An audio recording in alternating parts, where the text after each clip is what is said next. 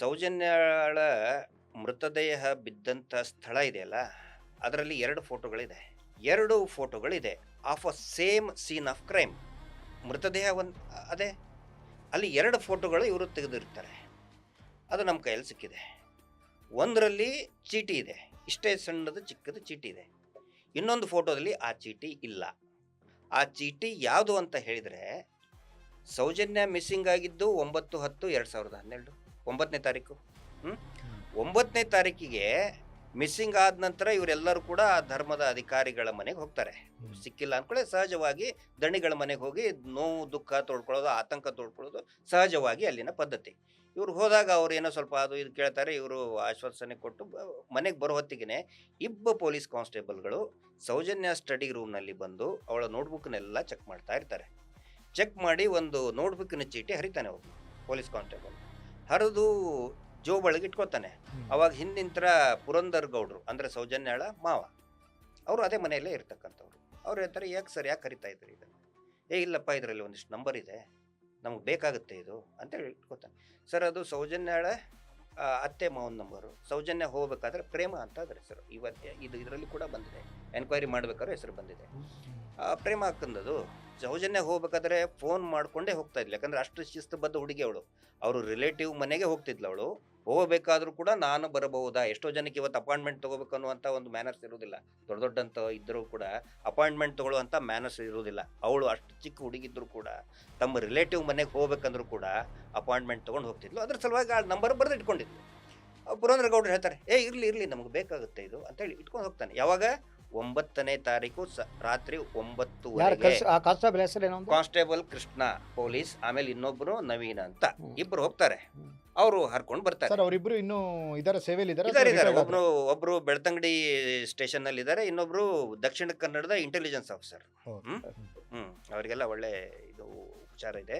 Okay sir, ಈಗ 9ನೇ ತಾರೀಕಿಗೆ ಇವ್ರು ಹರ್ಕೊಂಡು ಹೋದ್ರ ಚೀಟಿನ. ನಾನು ಹೇಳಿದ್ನಲ್ಲ ಗಳ ಫೋಟೋದಲ್ಲಿ ಚೀಟಿ ಇತ್ತು ಅಂತ. 10ನೇ ತಾರೀಕಿಗೆ ಬೆಳಿಗ್ಗೆ 9:09 ಡೆಡ್ ಬಾಡಿ ಸಿಗ್ತದೆ. ಆ ಡೆಡ್ ಬಾಡಿ ಪಕ್ಕ ಇದ್ದಿದ್ದ ಅದೇ ಚೀಟಿನೇ. ಗೊತ್ತಾಯ್ತಾ ಸರ್? ಈಗ ಪ್ರಶ್ನೆ ಬರೋದು, ಆ ಪೊಲೀಸರು ಹರ್ಕೊಂಡು ಹೋಗಿದ್ದು ಚೀಟಿನೇ ಸೌಜನ್ಯಳ ಪಕ್ಕದಲ್ಲಿ ಬಿದ್ದಿದೆ ಅಂತ ಹೇಳಿದ್ರೆ ಆ ಪೊಲೀಸರಿಗೆ ಗೊತ್ತಿದ್ದೇ ಇರ್ತದೆ ತಾನೆ. ನಿಮ್ಗೆ ಏನ್ ಅನ್ಸುತ್ತೆ, ಅದು ಹೇಗೆ ಚೀಟಿ ಬಂತು ಏನು ಅಂತ? ಇವ್ರು ಏನು ಪ್ರಾರಂಭದಲ್ಲಿ ಪ್ರಯತ್ನ ಪಟ್ಟರು, ಇದು ಒಂದು ನಂಬರ್ ಇದೆಯಲ್ಲ, ಚೀಟಿಯಲ್ಲಿ ನಂಬರ್ ಇದೆಯಲ್ಲ, ಬಾಯ್ ಫ್ರೆಂಡ್ದು ಏನೋ ಅಂತ ಮಾಡಕ್ಕೆ, ಒಂದು ಕ್ರಿಯೇಟ್ ಮಾಡೋದಕ್ಕೆ, ಸೀನ್ ಕ್ರಿಯೇಟ್ ಮಾಡೋದಕ್ಕೆ ಪ್ರಯತ್ನ ಪಟ್ರಿ ಇವರು. ಅಲ್ಲಿ ಒಂದು ವಿಷದ ಬಾಟ್ಲಿ ಇಟ್ಟು, ಈಗ ಬಂಗಲೆಗುಡ್ಡೆಯಲ್ಲಿ ಸಿಕ್ಕಿದ್ದು ಎಲ್ಲಾ ಇದರಲ್ಲಿ ಪಕ್ಕದಲ್ಲೇನು ವಿಷದ ಬಾಟ್ಲಿ, ಸೇಮ್ ಸೈಜಿನ ವಿಷದ ಬಾಟ್ಲಿ, ಆಸ್ ಇಫ್ ಖರೀದಿ ಮಾಡಿದಿರ್ಬೋದು, ಹೋಲ್ಸೇಲ್ ಆಗಿ. ಯಾಕಂದ್ರೆ ಒಬ್ಬನು ಸತ್ತವನು ಇನ್ನೊಬ್ಬರಿಗೆ ಕೊಡ್ತಾನೆ ವಿಷದ ಬಾಟ್ಲಿ. ನೆಕ್ಸ್ಟ್ ನೀನು ಇದೇ ಸೈಜಿನ ತಗೊಂಡ್ ಬಾರಪ್ಪ, ವಿಷದ ಬಾಟ್ಲಿ ಇದೇ ಅಂಗಡಿಯಲ್ಲಿ ಸಿಗ್ತದೆ, ಬ್ರಾಂಡೆಡ್. ಈಗ ಶೂಸು ಎಲ್ಲ ಬ್ರಾಂಡೆಡ್ ಒಂದೇ ರೀತಿ ಕಂಪ್ಲೀಟ್ ಮಾಡ್ಬಿಡ್ತೇನೆ, ಮತ್ತೆ ಇದನ್ನಾಗುತ್ತೆ. ನಾನು ಇಲ್ಲಿ ಬರ್ತಾ ಇರೋದು ಏನು ಪ್ರಶ್ನೆ ಬರ್ತಾ ಇದ್ರು ಅಂದ್ರೆ, ಆ ಚೀಟಿ ಅದೇ ಚೀಟಿನೇ ತಾನೆ. ಯೋಗೀಶ್ ಕ್ರಾಸ್ ಮಾಡ್ಬೇಕಾದ್ರೆ, PSI ಯೋಗೀಶ್ ಕ್ರಾಸ್ ಮಾಡ್ಬೇಕಾದ್ರೆ ಹೇಳ್ತಾನೆ, ಹೌದು ಆ ಚೀಟಿ ಬಿದ್ದಿದ್ ನಿಜ, ಅದನ್ನು ನಾವು ಎಕ್ಸಾಮಿನ್ ಮಾಡಿದ್ವಿ, ಆ ಫೋನ್ ನಂಬರ್ ನಾವು ಕೂಡ ಎಕ್ಸಾಮಿನ್ ಮಾಡಿದ್ವಿ, ಅವ್ರದೇ ರಿಲೇಟಿವ್ ಇತ್ತು, ಹಿಂಗಾಗಿ ಯಾವುದೇ ಸಂಶಯಗಳು ಅದರ್ ದನ್ ಸಾವಿಗೆ ಬೇರೆ ಸಂಶಯಗಳು ಕಂಡು ಬರಲಿಲ್ಲ. ಹಾಗಿದ್ರೆ ಚೀಟಿ ಏನು ಮಾಡಿದ್ರಿ ಅಂತ ಕೇಳ್ತಾನೆ. ಕಾನ್ಸ್ಟೇಬಲ್ ಅವಾಗ್ಲೇನೆ ಏನೋ ಮುದ್ರಿ ಮಾಡಿ ಬಿಸಾಗಿದ ಅಂತ ಹೇಳಿ ಆನ್ ರೆಕಾರ್ಡ್ ಹೇಳ್ತಾನೆ PSI ಯೋಗೇಶ್. ನಾನು ಕೇಳೋದು ಸರ್, ಆಸ್ ಎ ಪೊಲೀಸ್, ಪ್ರತಿಯೊಬ್ಬ ಪೊಲೀಸ್ ಅಧಿಕಾರಿಗಳಿಗೆ ಕೇಳ್ತಾ ಇದ್ದೀನಿ ನಾನು. ಇವ್ರಿಗೆ ಬ್ಲೇಮ್ ಮಾಡೋದಲ್ಲ, ಈ ಕುಟುಂಬಕ್ಕೆ ಬ್ಲೇಮ್ ಮಾಡೋದಲ್ಲ. ನಾನು ಪೊಲೀಸ್ ಅಧಿಕಾರಿಗಳಿಗೆ, ಇಡೀ ಪೊಲೀಸ್ ಸ್ಟಾಫ್ಗೆ ಕೇಳ್ತಾ ಇದ್ದೀನಿ, ರಾಜ್ಯದ ಪೊಲೀಸ್ ಇಲಾಖೆಗೆ. ಒಂದು ಡೆಡ್ ಬಾಡಿ ಪಕ್ಕ ಚೀಟಿ ಬಿದ್ದಿದೆ ಅಂತ ಹೇಳಿದ್ರೆ ಮಾಜರ್ ಮಾಡಬೇಕೋ ಬೇಡ? ಮೊದಲ ಕರ್ತವ್ಯ ಅದು ಮಾಡೇ ಇಲ್ಲ ಇವರು. ಯಾಕೆ ಮಾಜರ್ ಮಾಡಲಿಲ್ಲ ಅಂದ್ರೆ ನಿಮ್ಗನ್ಸುವಾಗೆ ಅಲ್ಲಿ ಸಾಕ್ಷಿ ನಾಶ ಮಾಡುವ ಪ್ರಕ್ರಿಯೆಗಳು ನಡೆದಿದೆ ಅಂತ ಮಾಡಿದ್ದೇ ಪೊಲೀಸರು. ಹಂಗಲ್ಲ ಸರ್, ಈಗ ಗಿರೀಶ್ ಅವ್ರು ಹೇಳೋದನ್ನ ಕೇಳಿದ್ರೆ ಇವೆಲ್ಲ ಅಲ್ಲಿ ಕಾಮನ್ ಅನ್ನೋ ತರ ಆಗೋಯ್ತಲ್ಲ. ಇವೆಲ್ಲ ಕಾಮನ್, ಇದೇನು ಹೊಸದಲ್ಲ. ಅವರಿಗೆ ಯಾವುದೋ ಒಂದು ಬಂದಿರುತ್ತೆ, ಏನೋ ಮಾಡಬೇಕು, ಏನೋ ಮಾಡಿ ಮುಗಿಸಿ ಹಾಕ್ಬೇಕಷ್ಟೇ. ಬಟ್ ಸೌಜನ್ಯ ಕೇಸು ಮುಗಿಸಿ ಹಾಕ್ಲಿಕ್ಕೆ ಆಗ್ಲಿಲ್ಲ. ಎಕ್ಸಾಕ್ಟ್ಲಿ, ಯಾಕಂದ್ರೆ ಜನ ಸೇರ್ಬಿಟ್ರು ಸರ್. ಜನ ಸೇರ್ಲಿಲ್ಲ ಅಂತ ಹೇಳಿದ್ರೆ ಒನ್ಸ್ ಅಗೇನ್ ಇದೇ ಚಿನ್ನಯ್ಯನೇ ಅವಳನ್ನ ಹೂತಾಕ್ತಿದ್ದ. ಇಷ್ಟೇ ಆಗ್ತಾ ಇರೋದು. ಜನ ಸೇರಿದ್ದಕ್ಕೆ ಇವರಿಗೆ ಇದನ್ನ ಲವ್ ಮ್ಯಾಟ್ರು, ಪಾಯ್ಸನ್ ಮ್ಯಾಟ್ರು ಮಾಡಕ್ ಆಗ್ಲಿಲ್ಲ. ಓಕೆ, ಇದು ಕೂಡ ಈ ವಿಚಾರ ಕನ್ವಿನ್ಸ್ ಆಯ್ತು ಕೋರ್ಟ್ಗೆ, ರೈಟ್? ಅದಾದ ಮೇಲೆ ಇನ್ನು ಯಾವ್ಯಾವ ಅಂಶಗಳನ್ನು ತಾವು ನ್ಯಾಯಾಲಯದ ಗಮನಕ್ಕೆ ತಂದ್ರಿ? ಸರ್ ಇದನ್ನ ನಾನು ಅನೆಕ್ಷರ್ಸ್ ನಲ್ಲಿ ಏನಿದೆ ನಾನು ಬಹಿರಂಗವಾಗಿ ಹೇಳಕ್ಕಾಗಲ್ಲ, ಹಾ. ಯಾಕಂದ್ರೆ that is subject to our advocates. Yes. ಅಲ್ಲ ಕರೆಕ್ಟ್. ಆಮೇಲೆ ಏನಾಗುತ್ತೆ, ಯಾವ್ಯಾವ ರೀತಿ ಸಾಕ್ಷ್ಯಗಳಿದೆ, ಇವ್ರು ಯಾವ್ಯಾವ ರೀತಿ ಅಂಶಗಳನ್ನ ಇಟ್ಕೊಂಡು ಕೋರ್ಟಿಗೆ ಹೋಗಿದ್ದಾರೆ ಅಂತ ಎದುರಾಳಿಗಳಿಗೆ ಗೊತ್ತಾಯ್ತು ಅಂದ್ರೆ ಅವ್ರು ಮತ್ತೆ ಇದನ್ನೇನಾದ್ರೂ ಇದು ಮಾಡ್ಲಿಕ್ಕೆ Yes, ಪ್ಲಾನ್ ಮಾಡ್ತಾರೆ. ಅದ್ರ ಸಲುವಾಗಿ ಎಷ್ಟೋ ವಿಷಯಗಳನ್ನ, ಆದ್ರೆ ಒಂದು ಮಾತ್ರ ಖಚಿತ ಸರ್, ಅಪರಾಧಿಗಳು ಸಿಕ್ಕಿ ಬೀಳೋದು 100% ಗ್ಯಾರಂಟಿ. ಅದು ಎಲ್ಲಾ ಪೂರಕ ಮಾಹಿತಿಗಳು ಇವ್ರು ಹೇಳ್ತಾರಲ್ಲ, ನಾವು ಅಲ್ಲಿದ್ವಿ ಇಲ್ಲಿದ್ವಿ, ಮಗು ಅಮೆರಿಕಾದಲ್ಲಿತ್ತು, ಹಾಲು ಕುಡಿತಾ ಇತ್ತು, ಅದು ಅಲ್ಲ ಅದು ಎಲ್ಲಿತ್ತು? ಅದೇನ್ ಸರ್ ಅದು ಕತೆ? ಅದು ನಾನು ಯಾವ್ದೋ ಚಾನಲ್ ಅಲ್ಲಿ ನೋಡಿದ್ದೆ, ಹ್ಮ್. ಅವರು ಪಾಸ್ಪೋರ್ಟ್ ಅವ್ರು ಅಮೆರಿಕಾದಲ್ಲಿದ್ರು, ಇಲ್ಲಿ ಇರ್ಲೇ ಇಲ್ಲ, ಹ್ಮ್, ಹ್ಮ್, ಹ್ಮ್. ಅದ್ ಹೆಂಗ್ ಸಾಧ್ಯ, ಅದು ಹೆಂಗಾಗುತ್ತೆ ಅನ್ನೋ ತರ ಅದೇನ್ ಕತೆ sir? Sir that is subject to investigation. But ನಾನು ಒಂದು ಕೇಳ್ತಾ ಇದ್ದೀನಿ, ಇವ್ರು ಹೇಳ್ತಾರಲ್ಲ ಅಮೆರಿಕದ ಅವರೇ ದೊಡ್ಡ ಅವರು ಅಂತ ಅನ್ಸ್ಕೊಂಡವ್ರು ಹೇಳ್ತಾರೆ, ಅಮೆರಿಕದ ವೀಸಾವನ್ನ ಯಾರಾದರೂ ಡೂಪ್ಲಿಕೇಟ್ ಮಾಡೋಕ್ಕಾಗುತ್ತಾ ಅಂತ ಕೇಳ್ತಾರೆ. ನೋಡಿ ಸರ್, ಒಂದು ಇದರಲ್ಲಿ ಅಲಿಬಿ ಅಂತ ಇದೆ ಇಂಡಿಯನ್ ಎವಿಡೆನ್ಸ್ ಆ್ಯಕ್ಟ್ ಅಲ್ಲಿ. ಈಗ BNSS ಸಾಕ್ಷಿ ಮತ್ತು ಎವಿಡೆನ್ಸ್ ಆ್ಯಕ್ಟ್ ಅಲ್ಲಿ ಏನಿದೆ, ಅಲಿಬಿ ಅಂತ ಹೇಳಿದ್ರೆ ಪ್ರಕರಣ ನಡೆದಾಗ ನಾನು ಅಲ್ಲಿ ಇದ್ದಿದ್ದಿಲ್ಲ. ಸೊ ಅದು ಬಹಳ, ಅದು ಅಕ್ವಿಟಲ್ಗೆ ಬಹಳ ಪ್ರಮುಖ ಇದನ್ನಾಗುತ್ತೆ. ಹೀಗಾಗಿ ಎಂಥ ದೊಡ್ಡ ದೊಡ್ಡ ಕ್ರೈಮ್ ಮರ್ಡರ್ ಕೇಸ್ನಲ್ಲಿ ಏನು ಮಾಡ್ತಾರೆ ಆರೋಪಿಗಳು, ಅಲಿಬಿನ ಯೂಸ್ ಮಾಡ್ತಾರೆ. ಅಂದ್ರೆ ನಾನು ಅಲ್ಲಿ ಇದ್ದಿದ್ದಿಲ್ಲ ಅಂತ ತೋರ್ಸಕ್ಕೆ. ಪ್ರೂವ್ ಮಾಡೋದಕ್ಕೆ. ನಿರ್ಭಯ ಪ್ರಕರಣದಲ್ಲಿ ಸರ್ ಗಲ್ಲಿಗೆ ಶಿಕ್ಷೆ ಆಯ್ತಲ್ಲ, ಅದರಲ್ಲಿ ವಿನಯ್ ಕುಮಾರ್ ಶರ್ಮಾ ಅಂತ ಹೇಳಿ ನಿರ್ಭಯ ಕೇಸ್ನಲ್ಲಿ ಅವನೇನು ಹೇಳ್ತಾನೆ, ನಾವು ಅಲ್ಲಿ ಇದ್ದಿದ್ದೇ ಇಲ್ಲ, ನಾವು ನಿರ್ಭಯ ಇದನ್ನ ಆಗ್ಬೇಕಾದ್ರೆ ಬಸ್ನಲ್ಲಿ ನಾವು ಇದ್ದಿದ್ದೇ ಇಲ್ಲ, ನಾನು ಅಲ್ಲಿ ಒಂದು ಇದನ್ನ ನಡೀತಾ ಇತ್ತು, ಏನೋ ನಾಟಕ ಅಲ್ಲಿ ಜುಮ್ಲಾ ಇದನ್ನ ಡಾನ್ಸ್ ಮಾಡ್ತಾರಲ್ಲ ಆ ನಾಟಕ ಅಂತಲ್ಲ, ಈ ಉತ್ತರ ಭಾರತದಲ್ಲಿ ನಾವು ಅಲ್ಲಿ ಹೋಗಿದ್ವಿ ಅಂತ ಹೇಳ್ತಾನೆ. ಇನ್ನೊಬ್ಬನು ನಾನು ಸಿನಿಮಾ ನೋಡಕ್ ಹೋಗಿದ್ದೆ ಅಂತೇಳಿ ಆ ಸಿನಿಮಾದ ಡೂಪ್ಲಿಕೇಟ್ ಟಿಕೆಟ್ ಅಂತ ತೋರಿಸ್ತಾನೆ. ಬಟ್ ಇನ್ವೆಸ್ಟಿಗೇಷನ್ ಮಾಡಿದಾಗ ಗೊತ್ತಾಗುತ್ತೆ ಇದು ಫೇಕ್ ಅಂತೇಳಿ. ಇವರು ವೀಸಾ, ಅಮೇರಿಕಾದ ವೀಸಾ ಇದೆ ಅಂದ ತಕ್ಷಣನೇ ಆ ವೀಸಾನ ಯೂಸ್ ಮಾಡೋಕ್ಕಾಗಲ್ಲ, ಅವರು ಬರೀ ತೋರ್ಸಕ್ಕೆ, ಮಂಗ ಮಾಡೋಕ್ಕೆ. ನಾನು once again it is subject to investigation. ಇದೆಲ್ಲ ಆಗ್ಬೇಕಂದ್ರೆ ಏನಾಗಬೇಕು ಸರ್, ಒಂದು ಫೇರ್ ಇನ್ವೆಸ್ಟಿಗೇಷನ್ ಆಗ್ಬೇಕು ತಾನೆ. ಇದಾದ ನಂತರ ಇನ್ನೂ ಒಂದು ಸಿಂಪಲ್ ಪ್ರಶ್ನೆಯನ್ನು ಕೇಳೋದು ಸರ್, ನಾನಲ್ಲ ಎಲ್ಲರೂ ಕೇಳ್ತಾ ಇದ್ದಾರೆ. ಇವ್ರು ಹೇಳಿದಾರಲ್ಲ ನಾವೇ CBI ಕೊಟ್ವಿ, ನಾನೇ ಆರ್ ಅಶೋಕ್ಗೆ ಹೇಳಿದೆ ಅಂತ ಹೇಳ್ತಾರಲ್ಲ, ಈಗ ಯಾಕೆ ಸ್ವಾಗತ ಮಾಡ್ತಾ ಇಲ್ಲ?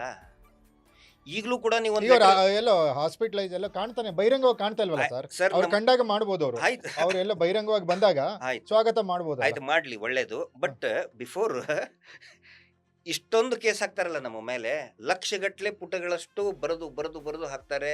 ಆಮೇಲೆ CV ನಾಗೇಶ್ ಅಂತ ಅತ್ಯಂತ ದುಬಾರಿ ಅಡ್ವೊಕೇಟ್ ಅಂತ ಇಡ್ತಾರೆ. ದೆಹಲಿಗೆ ಒಬ್ಬ ಅಡ್ವೊಕೇಟ್ ಅನ್ನು ಕರೆಸ್ಬೋದಾಗಿತ್ತಲ್ಲ. ನೋಡಿ ಈ ರೀತಿ ನಮ್ಮ ಮೇಲೆ ಕಳಂಕ ಬಂದಿದೆ, ದಯವಿಟ್ಟು ಸರಿಯಾಗಿ ತನಿಖೆ ಮಾಡಿ, ನಾವು ಕಳಂಕದಿಂದ ಹೊರಗಡೆ ಬರಬೇಕು ಅಂಥೇಳಿ ಒಬ್ಬ ಅಡ್ವೊಕೇಟನ್ನು ಕರೆಸಿ ಒಂದು ಹಾಳಿಯಲ್ಲಿ ಬರೆದು ಸುಪ್ರೀಂ ಕೋರ್ಟಿಗೆ ಕೊಡೋಕ್ಕಾಗಲಿಲ್ವಾ? ಮಾಡ್ಬೋದಿತ್ತು ತಾನೆ? ಯಾಕೆ ಮಾಡಿಲ್ಲ? ವೈ? ಅಲ್ಲ ಯಾಕೆ ಮಾಡಿಲ್ಲ ಅಂತೇಳಿ ಅದು ಎಲ್ರಿಗೂ ಯಾಕೆ ಕಳ್ರೆ ಅವ್ರನ್ನ ಇನ್ವೆಸ್ಟಿಗೇಷನ್ ಮಾಡಿ ಅಂತ ಹೆಂಗ್ ಹೆಂಗ್ ಹೇಳ್ತಾರೆ? ಅಲ್ಲ ಮಾಡ್ಬೋದಿತ್ತಲ್ಲ ಸರ್. ಅಲ್ಲ ಭಟ್ರೆ, ಈಗ ನಾನು ನಿಮ್ಗೆ ಒಂದು ಪ್ರಶ್ನೆ ಕೇಳ್ತೀನಿ. ಧರ್ಮಸ್ಥಳದ ವಿರುದ್ಧ ಆರೋಪಗಳು ಇಂದು ನೆನೆದಲ್ಲ. ಅವರ ಹಲವು ಭೂ ಅಕ್ರಮಗಳು ನೂರಾರಿದಾವೆ. ಸಿವಿಲ್ ಮ್ಯಾಟರ್ಗಳು ಅವ್ರದ್ದು ಬಾಯಿ ಬಿಟ್ರೆ, ಅವ್ರ ವಿಚಾರಗಳನ್ನು ತೆಗೆದು ಬಿಟ್ರೆ ಮಾತಾಡಕ್ಕೆ ಅಸಹ್ಯ ಅನ್ನೋ ಥರ ಇದೆ. ಆ್ಯಕ್ಚುಲಿ ನಮ್ಮಪ್ಪ ನಮ್ಮ ಅಜ್ಜನ ಕಾಲದಿಂದ ಧರ್ಮಸ್ಥಳ ಅಂದ್ರೆ ಒಂದು ರೀತಿ ಪವಿತ್ರ ಕ್ಷೇತ್ರ. ಮಂಜುನಾಥ ಅಣ್ಣಪ್ಪನೇ ಈಗ ಕ್ಷಮಿಸಲ್ಲ ಇದನ್ನ. ಆಯ್ತು ಸರ್, ಇಂಥ ಸಂದರ್ಭದಲ್ಲಿ ಮಾನ್ಯ ಎಸ್ ಬಂಗಾರಪ್ಪನವ್ರ ಕಾಲದಿಂದನೂ ಕೂಡ ಅಸೆಂಬ್ಲಿಯಲ್ಲಿ ಧರ್ಮಸ್ಥಳ ಅಕ್ರಮಗಳ ಬಗ್ಗೆ, ಅನ್ಯಾಯಗಳ ಬಗ್ಗೆ ಚರ್ಚೆ ನಡೀತಾನೆ ಬಂದಿತ್ತು. ಆಯ್ತು, ಯಾಕೆ ನಮ್ಮ ವ್ಯವಸ್ಥೆ ಸರಿಸುಮಾರು 3-4 ದಶಕಗಳು ಕಳೆದ್ರೂ ಕೂಡ ಇಂತಹ ಒಂದು ದಿ ರಿಪಬ್ಲಿಕ್ ಆಫ್ ಧರ್ಮಸ್ಥಳ ಅಲ್ಲಿ ನಡೀತಾ ಇರುವಂಥ ಅಕ್ರಮಗಳು, ಅನ್ಯಾಯಗಳು, ಕೊಲೆಗಳು ಯಾಕೆ ಮಟ್ಟ ಹಾಕ್ಲಿಕ್ಕೆ ಆಗಲಿಲ್ಲ? ಇದು ಬಹಳ ಮುಖ್ಯವಾಗಿ ಧರ್ಮ ಮತ್ತು ರಾಜಕಾರಣದ ನಡುವಿನ ಸಂಬಂಧ ಇದೆಯಲ್ಲ, that is called illicit relation ಅಂತ. ಧರ್ಮ ಮತ್ತು ರಾಜಕಾರಣದ ನಡುವಿನ ಅಕ್ರಮ ಸಂಬಂಧ ಇರುತ್ತಲ್ಲ, ಅದು ಇದಕ್ಕೆಲ್ಲ ಕಾರಣ ಅಂತ. ಸೊ ನೀವು ಹೇಳಿದ 80ರ ದಶಕದಿದ್ದಲ್ಲಿ, ಸೊ ಬಂಗಾರಪ್ಪನವರು, ರಾಮಕೃಷ್ಣ ಹೆಗಡೆಯವರು, ಆಯಿತಾ, JH ಪಟೇಲರು, ನಾನು ಇವರೆಲ್ಲ ನೋಡಿದ್ದೀನಿ.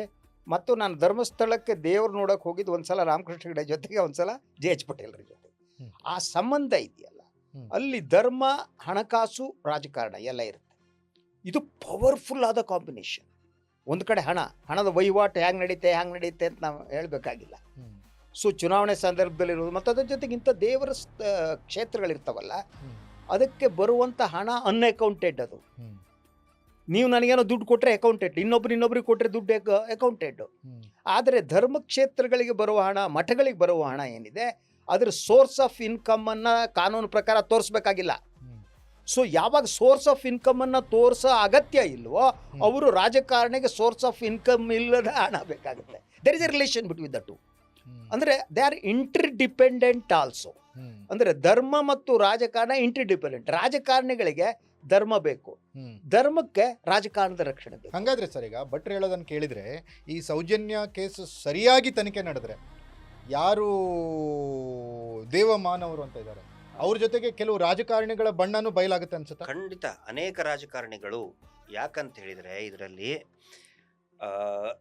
ಅವ್ರು ಏನು ಒಂದು ದೇವರ ಹೆಸರಿನಲ್ಲಿ ಸಂಘಟನೆಯನ್ನು ಮಾಡಿದ್ದಾರೆ, ಸಂಘ ಮಾಡಿದ್ದಾರೆ. ಇಡೀ ಹಳ್ಳಿ, ಪ್ರತಿ ಹಳ್ಳಿಯಲ್ಲಿ ಮಂಜುನಾಥ ಸ್ವಾಮಿ ಹೆಸರಿನಲ್ಲಿ ಸಂಘಗಳನ್ನು ಮಾಡಿದ್ದಾರೆ. ಅದರಲ್ಲಿ ಕೊಡ್ತಾ ಹಾಕಂಥ ದುಡ್ಡು ಯಾರ್ದದು? ರಾಜಕಾರಣಿಗಳು ಮತ್ತು ಅತ್ಯಂತ ಪ್ರಭಾವಿ ಅಧಿಕಾರಿಗಳ ದುಡ್ಡು, ಬ್ಲ್ಯಾಕ್ ಮನಿ. ಆ ಬ್ಲ್ಯಾಕ್ ಮನಿನೇ ಇವರು ಸರ್ಕ್ಯುಲೇಟ್ ಮಾಡಿ ಇದು ನಾವು ಸೇವೆ ಮಾಡ್ತಾ ಇದೀವಿ. ಅಲ್ಲ, ನೀವು ಎಲಿಗೇಷನ್ ಮಾಡ್ತಾ ಇದ್ದೀರಿ. ಹಾಗಿದ್ರೆ ಅವ್ರ ಧರ್ಮಸ್ಥಳ ಕ್ಷೇತ್ರ ಕೊಡುವ ಹಣಗಳೇನಿದೆ ಅದು ಅಕೌಂಟೆಡ್ ಅಲ್ಲ, ಬರೀ ಕ್ಯಾಶ್ ಅಲ್ಲಿ ಕೊಡ್ತಾರೆ ಅವ್ರಿಗೆ. ಅವರು ಅಲ್ಲ, ಅವರು ಪ್ರತಿಯೊಂದು ವಾಪಸ್ ತಗೋತಾರಲ್ಲ, ಎಲ್ಲವನ್ನು ಕೂಡ ಕ್ಯಾಶ್ ಅಲ್ಲೇ ತಗೋತಾರೆ. ಮುಂಚೆ ಪ್ರತಿಯೊಂದನ್ನು ಕ್ಯಾಶ್. ರಿಸರ್ವ್ ಬ್ಯಾಂಕ್ ಇನ್ಸ್ಟ್ರಕ್ಷನ್ ಪ್ರಕಾರ ಅದು ಕಾನೂನು ವಿರುದ್ಧ ಅಲ್ವಾ? ಖಂಡಿತ ವಿರುದ್ಧ. ರಿಸರ್ವ್ ಬ್ಯಾಂಕ್ ಅದು ಒಂದು ಕೂಡ ಪಾಲನೆ ಮಾಡಲ್ಲ ಇವರು. ಒಂದೇ ಬರೀ ಹೇಳೋದಿಷ್ಟೇ ಇವರು, ನಾವು ಏನೋ ಇದನ್ನ ಮಾಡ್ತೀವಿ, ನಮ್ಮ ಇದರಿಂದ ಕೊಡ್ತೀವಿ, ಅಧಿಕೃತವಾಗಿ ಕೊಡ್ತೀವಿ, ಯಾವುದು ಕೂಡ ಪಾಲನೆ ಮಾಡಲ್ಲ. ಪ್ರತಿ ವಾರ ಅನಧಿಕೃತವಾಗಿ ಕ್ಯಾಶ್ ಅಲ್ಲೇ ಕಲೆಕ್ಟ್ ಮಾಡ್ತಾರೆ. ಒಬ್ಬ ಪಾನಿಪುರಿ ಮಾರುವನು ಕೂಡ, ಕಾಯಿಪಲ್ಯ ಮಾರುವಂಥ ಹೆಣ್ಮಗಳು ಕೂಡ QR ಕೋಡ್ ಇಟ್ಕೊಂಡಿದ್ದಾಳೆ. ಇವರು ಇಷ್ಟೊಂದು ಕೋಟ್ಯಾಂತರ ರೂಪಾಯಿ ಒಂದು ವಾರಕ್ಕೆ 1000 ಕೋಟಿ ರೂಪಾಯಿ ಪ್ರತಿ ಹಳ್ಳಿ, ಅಂದರೆ ಇಡೀ ರಾಜ್ಯಾದ್ಯಂತ ಕಲೆಕ್ಟ್ ಆಗುತ್ತೆ. ಒಂದೇ ₹1 ಆನ್ಲೈನಿಂದ ಕಲೆಕ್ಟ್ ಮಾಡ್ಕೊಳ್ಳೋದಿಲ್ಲ, ಕ್ಯಾಶೇ ಕಲೆಕ್ಟ್ ಮಾಡ್ತಾರೆ. ಪ್ರತಿಯೊಂದು ಕೂಡ ವೈಲೇಷನ್ಸೇ ಇದೆ. ಹೀಗಾಗಿ ನೀವು ಕೇಳಿದ್ರಲ್ಲ, ರಾಜಕಾರಣಿಗಳು ಯಾಕೆ ಅಂದ್ರೆ ಇದನ್ನ ಮಾಡ್ತಾರೆ, ಇವ್ರಿಗೆ ಸಪೋರ್ಟ್ ಮಾಡ್ತಾರೆ, ಯಾಕೆ ಒಂಥರ ವಿಲ ಡವ ರಾಜಕಾರಣಿಗಳು ಡವ ಯಾಕಂತ ಹೇಳಿದ್ರೆ ಅವ್ರ ದುಡ್ಡು ಅವ್ರ ಹತ್ರ ಇದೆ. ಅವರು ರಾಜಕಾರಣಿಗಳು ಇವ್ರನ್ನ ರಕ್ಷಣೆ ಮಾಡಬೇಕು ಅಂತ ಮಾಡ್ತಾ ಇಲ್ಲ, ಅವ್ರನ್ನ ರಕ್ಷಣೆ ಮಾಡ್ಕೊಳಕ್ ಮಾಡ್ತಾ ಇದ್ದಾರೆ. ಎಪ್ಸ್ಟೀನ್ ಫೈಲ್ ನಲ್ಲಿ ನೋಡಿ ನೀವು, ಎಲ್ರಿಗೂ ಕೂಡ ಎಲ್ಲರೂ ಅವನ ಜೊತೆಗೆ ಏನೋ ಗಳಸೆ ಕಂಟೆಸ್ಟ್ ಎಲ್ಲರೂ ಇದು ಮಾಡಿದ್ರು. ಮತ್ತೊಂದು ಪ್ರಶ್ನೆ ಏನಂದ್ರೆ, ಈಗ ನೋಡಿ 100 ಕೋಟಿ ದುಡ್ಡಿದೆ, ಆಯ್ತಾ ಸರ್, ಅವ್ರಿಗೆ ಆ ಥರದ್ದು ಏನಾದರೂ ಒಂದು ರೀತಿ ಮನೋಲ್ಲಾಸೆಗಳು ಆ ಥರದ್ದು ಏನಾದರೂ ಇದ್ರೆ ಎಲ್ಲ ಫಾರಿನ್ಗೆ ಹೋಗ್ಬೋದು, ಏನೋ ಖರ್ಚು ಮಾಡ್ಕೊಂಡು ಏನೋ ಮುಗಿಸ್ಕೊಂಡ್ಬರ್ಬೋದು. ಇಲ್ಲಿ ಯಾಕೆ ಊರಲ್ಲಿರೋರ್ಗೆ ಈ ಥರ ಮಾಡ್ತಾರೆ ಅವರು ಅಂತ? ಊರಲ್ಲಿ ಮನೋರೋಗನೋ? ಅದೊಂದು ಮನೋರೋಗ ಸರ್, ಅಥವಾ ಮನೋರೋಗ. ಆಮೇಲೆ ಏನಂತ ಹೇಳಿದ್ರೆ, ಆ ದಬ್ಬಾಳಿಕೆ ಮತ್ತೆ rights. Every woman, every man is our right. ನಾವು ತುಂಬಾ ಸುಪ್ರೀಂ, ನಾವು ಏನ್ ಮಾಡ್ತೇವೆ ಅವರನ್ನು ಮಾಡಿಸ್ಕೋಬೇಕು. ಅದೊಂದು ಮೆಂಟಾಲಿಟಿ ಇದೆಯಲ್ಲ, that is called old feudal mentality. ಏನಂದ್ರೆ ಭಟ್ರೆ, ಧರ್ಮಸ್ಥಳದಲ್ಲಿ ಮಂಜುನಾಥ ಸ್ವಾಮಿ, ಅಣ್ಣಪ್ಪ ಸ್ವಾಮಿನೂ ಕೂಡ ಅವ್ರು ಹೇಳ್ದಂಗೆ ಕೇಳಬೇಕು. ಹೇಳ್ದಂಗೆ ಕೇಳಿಲ್ಲ ಅಂದ್ರೆ ಅಲ್ಲಿ ಜಾಗ ಇಲ್ಲ ಅವರಿಗೆ. ಯೂಶುವಲಿ ಈ ಇಂಡಿಯಾದ ಧಾರ್ಮಿಕ ನಂಬಿಕೆಯಲ್ಲಿ ದೇವರುಗಳೆಲ್ಲ ಪೂಜಾರಿ ಮಾತೇ ಕೇಳೋದು. ಈ ಪೂಜಾರಿಗಳೇ ದೇವ್ರ ಮಾತು ಕೇಳಿಸೋದು. ಈ ಮಿಡ್ಲ್ ಮ್ಯಾನ್ಗಳಿದ್ದಾರೆ ಎಲ್ಲ ಧರ್ಮದಲ್ಲೂ ಅಷ್ಟೇ. ಈ ಮಿಡ್ಲ್ ಮ್ಯಾನ್ಗಳು, ನೀವು ಹಿಂದೂ, ಮುಸ್ಲಿಂ, ಯಾವುದೇ ಧರ್ಮ ತಗೊಳ್ಳಿ, ಆ ಮಿಡ್ಲ್ ಮ್ಯಾನ್ಗಳು ದೇ ವಿಲ್ ರೂಲ್ ಅಂತ. ಅಂದರೆ ಅವರು ಮಧ್ಯವರ್ತಿಗಳು. ದೇವರು ನನ್ನ ಕೈಲಿ, ನಾನು ನಿಮ್ಮ ಕೆಲಸ ಕಮಿಷನ್. ಇವರೆಲ್ಲ ಕಮಿಷನ್ ದಂಧೆ. ದೇವರನ್ನ ಇಟ್ಕೊಂಡು ಆಟ ಆಡುವವರೇ ಇಂಥ ಜನ ಸರ್. ಅಲ್ಲಿ ನಾನು ಹೇಳಿದ್ನಲ್ಲ, ಇವರು ಬಡ್ಡಿ ದಂಧೆ ಮಾಡ್ತಾರಲ್ಲ, ಪ್ರತಿ ನೋಟ್ಬುಕ್ ಅಲ್ಲಿ ಮಂಜುನಾಥ ಸ್ವಾಮಿ ಫೋಟೋ ಇಟ್ಕೊಂಡಿದ್ದಾರೆ. ಅವರು ಕೊಡ್ಬೇಕಾದ್ರೆ, ಸಾಲ ಕೊಡ್ಬೇಕಾದ್ರೆ ಹೇಳ್ತಾರೆ, ನೀನು ಪ್ರತಿ ವಾರ ಕಟ್ಟಲಿಲ್ಲ ಅಂತ ಹೇಳಿದ್ರೆ ಮಂಜುನಾಥ ಸ್ವಾಮಿ ನಿನಗೆ ಏನೋ ಶಾಪ ಕೊಡ್ತಾನೆ. RBI ನಲ್ಲಿ ಇದೆಯಾ ಇದು? ದೇವ್ರ ಫೋಟೋ ಮೇಲೆ ಕೈ ಇಟ್ಕೋತಾರೆ, ಆಣೆ ಮಾಡಿಸ್ತಾರೆ. ಧಾರ್ಮಿಕ ಭಯೋತ್ಪಾದನೆ, and it is an offence as per the Indian law.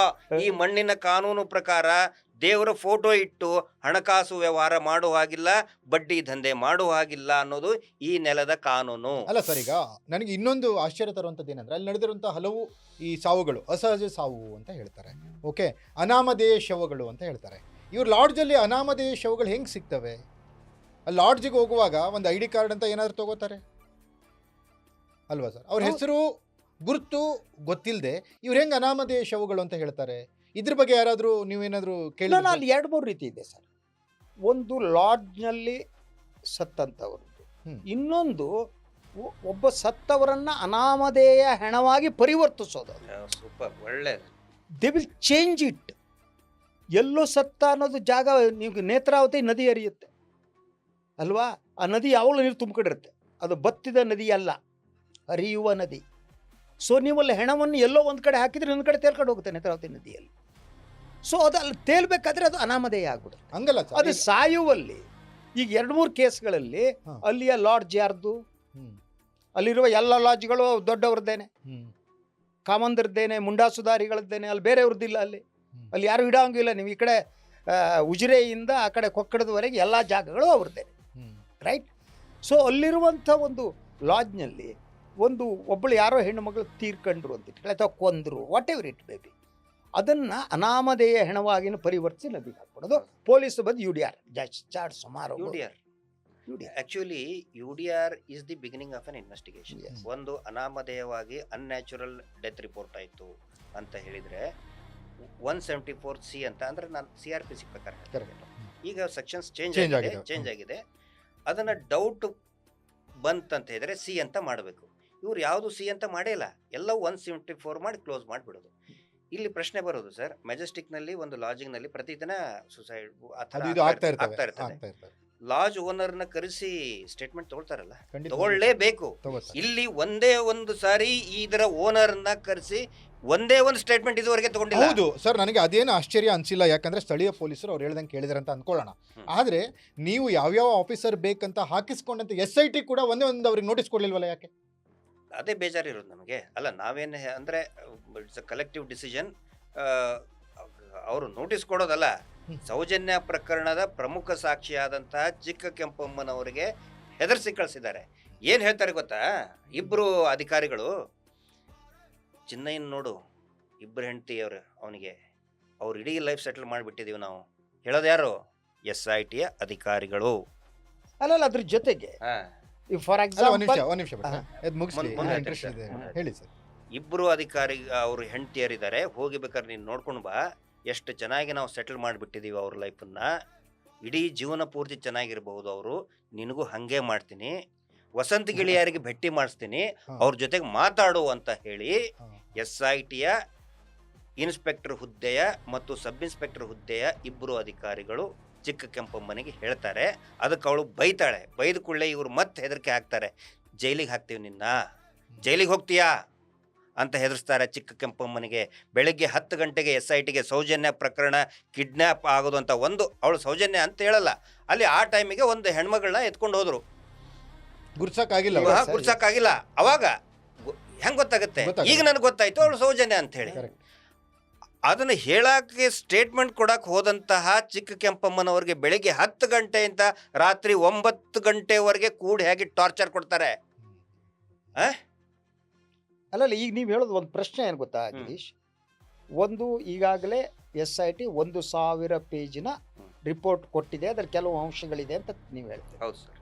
ಅದ್ರ ಜೊತೆ ಎನ್ಕ್ವೈರಿ ಸಂಬಂಧಪಟ್ಟರೆ ಚಿನ್ನಯ್ಯ ಒಂದು ಸ್ಟೇಟ್ಮೆಂಟ್ ಕೊಡ್ತಾನೆ.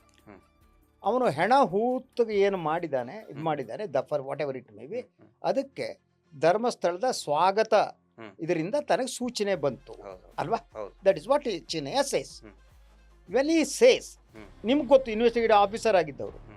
ಸೊ ಅಲ್ಲಿ ಸ್ವಾಗತ ವಿಭಾಗದಲ್ಲಿ ಯಾರಿದ್ರು ಅವ್ರು ಕರೆದು SIT will have to enquire ಅಲ್ವಾ? ಮಾಡ್ಬೇಕಾ ಬೇಡವಾ? ಸೊ ಈ ಸ್ವಾಗತ ವಿಭಾಗದವ್ರ ಮೇಲೆ ಆರೋಪ ಇದೆ. ಸ್ವಾಗತ ವಿಭಾಗದವ್ರು ಇನ್ಸ್ಟ್ರಕ್ಟ್ ಮಾಡ್ತಿದ್ರು, ನಾ ಹೆಣ ತಗೊಂಡೋಗಿ ಉಳ್ತಾ ಇದೆ ಅಂತ ಅರ್ಚನೆ. ಮಾಹಿತಿ ಕೇಂದ್ರ, ಸ್ವಾಗತ ಕೇಂದ್ರ, ಮಾಹಿತಿ ಕೇಂದ್ರ ಎರಡು ಹೇಳ್ತಾರೆ. ಸೊ ಆ ಸಂದರ್ಭದಲ್ಲಿ investigative officer will have to ask those fellows, ಅವ್ರನ್ನ ಕರೆದ್ಬಿಟ್ಟು, ಏನಪ್ಪ ನೀವು ಯಾರು ಇದ್ರು, ನೀವು ಯಾವ ಹೆಣವನ್ನ ನೀವು ದಫನ್ ಮಾಡಿ ಅಂತ ಹೇಳಿದ್ದೀರಿ ಅನ್ನೋ ಪ್ರಶ್ನೆ ಕೇಳಬೇಕಲ್ವಾ? SIT ಕೇಳಿಲ್ಲ ಅಂದ್ರೆ SIT ವರದಿಯನ್ನು ನಾವು ಹೆಂಗೆ ನಂಬಕ? ಅದಕ್ಕೆ ಸರ್ ಪ್ರಾರಂಭದಲ್ಲೇ ನಾನು ಹೇಳಿದೆ, ಇದರಲ್ಲಿ ಏನಂತ ಹೇಳಿದ್ರೆ 164 ಸ್ಟೇಟ್ಮೆಂಟ್ ಮೇಲೆ ಮಾಡಬೇಕಾಗಿತ್ತು. ಅದಾದ್ಮೇಲೆ ಇನ್ನೊಂದು ನೋಡಿ, SITದ್ದು ಖಂಡಿತ ನೀವು ಕೇಳಬಹುದು, ನೀವು ದ್ವಂದ್ವವಾಗಿ ಹೇಳ್ತಾ ಇದ್ದೀರಲ್ಲ, ಒಂದ್ ಕಡೆ SIT ಇಷ್ಟು ಮಾಡಿದಾರೆ ಅಂತ ಕಡೆ ಎಸ್ ನೋಡಿ ಸರ್, ಇದರಲ್ಲಿ ಆ ಅಧಿಕಾರಿಗಳು, ಕೆಳ ಹಂತದ ಅಧಿಕಾರಿಗಳು 2-3, ನಾನು ಇಡೀ ಎಂಟೈರ್ SITನ ನಾನು ಕ್ವಶನ್ ಮಾಡ್ತಾ ಇಲ್ಲ, ಕೆಳ ಹಂತದ 2-3 ಅಧಿಕಾರಿಗಳು ಕಂಪ್ಲೀಟ್ ಆಗಿ ಅದನ್ನ ತಿರುಚುವಂತ ಪ್ರಯತ್ನ ಡೆಫಿನೆಟ್ಲಿ ಯಾರು ಪ್ಲಾಂಟ್ ಮಾಡಿದವ್ರನ್ನ ಅಲ್ಲ, ಅಲ್ಲಿ ಆ ಅಧಿಕಾರಿಗಳನ್ನ DK ಶಿವಕುಮಾರ್ ಹ್ಯಾಂಡ್ ಅವರು, DK ಶಿವಕುಮಾರೇ ನಮ್ಗೆ ಗೊತ್ತಿದೆ, ಹೌದು, ಪ್ರತಿದಿನ ಅವರು ನೇರವಾಗಿ DK ಶಿವಕುಮಾರ್ ಅವ್ರಿಗೆ ವರದಿ ಕೊಡ್ತಾ ಇದ್ರು. ಅವರು even they don't bother for chief of SIT, ಸರ್ಕಾರದ ಮುಖ್ಯಸ್ಥರು ಅಥವಾ ಸರ್ಕಾರದ ಪೊಲೀಸ್ ಮಹಾನಿರ್ದೇಶಕರಿಗೆ ಲಾಯಲ್ ಇದ್ದಂಥವ್ರಲ್ಲ. ಹಿಂಗಾಗಿ ನಾನು ಸ್ಪೆಸಿಫಿಕಲಿ ಅಲಿಗೇಷನ್ ಮಾಡ್ತಾ ಇದ್ದೀನಿ, but not the entire SIT. SIT ಬಹಳ ದೊಡ್ಡದು. ಆನಂತರ ಒಳ್ಳೊಳ್ಳೆ ಅಧಿಕಾರಿಗಳು ಕೂಡ ಇದ್ದಾರೆ. ಅವರು ಇರೋ ಕಾರಣದಿಂದ ಈ ಅದರ್ ದೆನ್ ಚಿನ್ನಯ್ಯ ಪೋರ್ಷನ್ ಬಿಟ್ಟು ಇನ್ನು ಬೇರೆ ಬೇರೆ ಬಂಗ್ಲೆಗುಡ್ಡೆ ಯಂತ್ರ ಆಗಿರ್ಬೋದು, ಇನ್ನು ಪ್ಯಾಟರ್ನ್ ಆಫ್ ನೋಡಿ, ಇನ್ವೆಸ್ಟಿಗೇಷನ್ ಅಂದ್ರೆ ಪ್ಯಾಟರ್ನ್ ಆಫ್ ಇನ್ವೆಸ್ಟಿಗೇಷನ್ ಅಂತ ಒಂದು ಪ್ಯಾಟರ್ನ್ ಇರ್ತದೆ. ಆ ಪ್ಯಾಟರ್ನ್ನ ಕಂಡು ಹಿಡಿದಿದ್ದಾರೆ. ಎಸ್ ಸೊ ಅದು ಆ ವರದಿಯನ್ನ ಸರ್ಕಾರ ಕೊಟ್ಟಿದ್ದಾರೆ.